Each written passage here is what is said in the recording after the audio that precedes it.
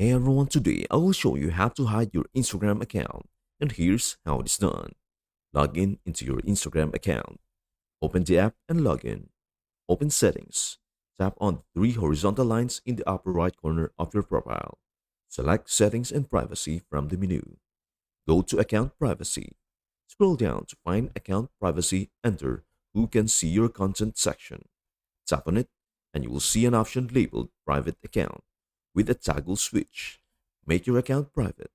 Toggle the switch to turn your account private. The switch will turn blue. This change ensures that only approved followers can view your post and follower list.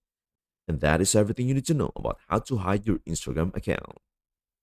Before we end, may I humbly ask you a favor?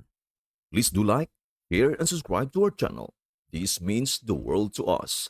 Thank you so much for watching. We hope to see you in our next video.